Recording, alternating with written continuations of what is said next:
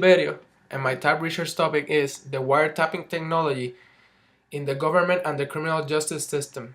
The purpose of my research is to investigate the issues and controversies, both negative and positive effects that the wiretapping technology has on the government and the criminal justice system of the United States. While doing this, I will also be explaining why this technological device was developed, how it is used today, and what it is primarily used for.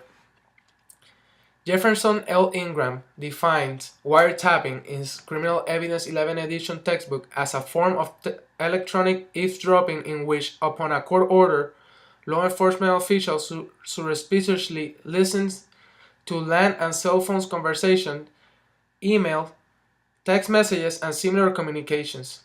Law enforcers, in order to detect unlawful acts and to prevent certain crimes like terrorism, use wiretapping technology. When it comes to the use of wiretapping technology to prevent crimes, there are many constitutional and legal issues. Many people believe that using this technological method to prevent crimes is a violation of our privacy rights. People started using the wiretapping technology since the invention of the telephone and the telegraph around the 1890s.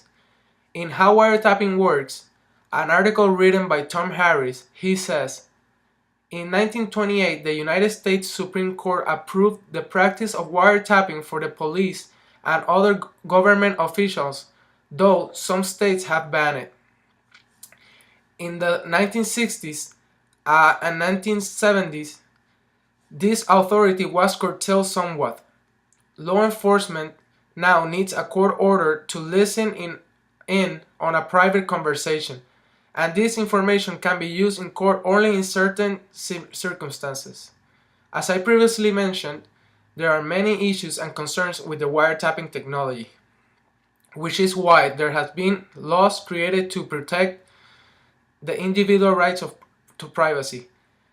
An example of these laws is the Electronic Communication Privacy Act of 1986, the ECPA, which is an updated version of the Federal Wiretaps Act of the 1968. The ECPA was created to define the restrictions when it comes to the use of wiretapping technology by law enforcement.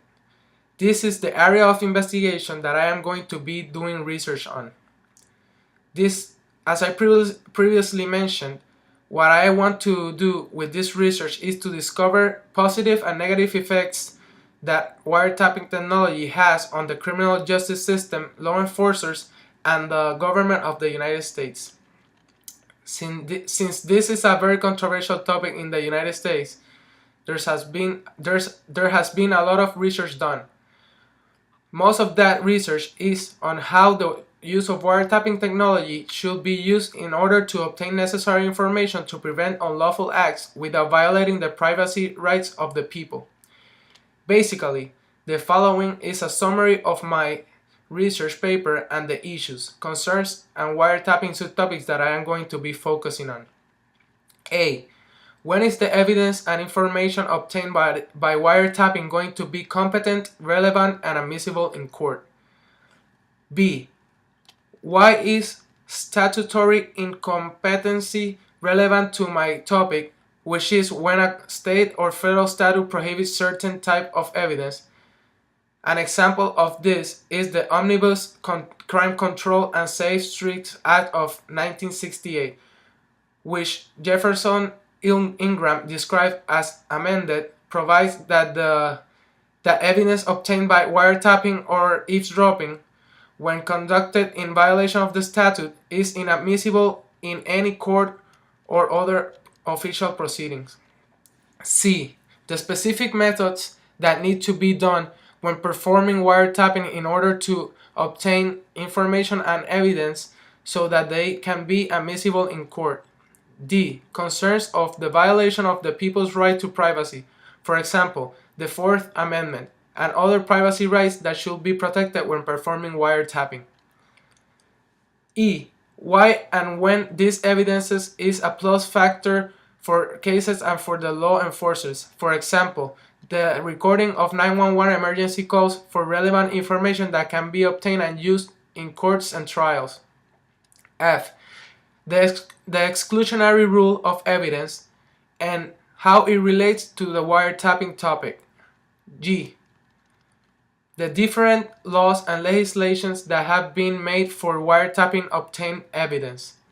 When I talk about the laws and legislation, I am talking about the different acts and methods that have been approved throughout the years in order to get the best out of wiretapping in an effective and legal manner. For example, I am going to talk about the Intelligence Reform and Terrorism Prevention Act of 2004 and its improvements and changes throughout the years. How the 2001 terrorist attack affected the Patriot Act and the relationship that it has with wiretapping. For example, Section 215 of the Patriot Act. The FISA, which is the Foreign Intelligence Surveillance Act, among others. H. I will also discuss and do research on the wiretapping law protections. How and when to get a court order that authorizes a wiretap, the wiretapping statistics, and the risk management and any type of data that can be obtained from wiretapping.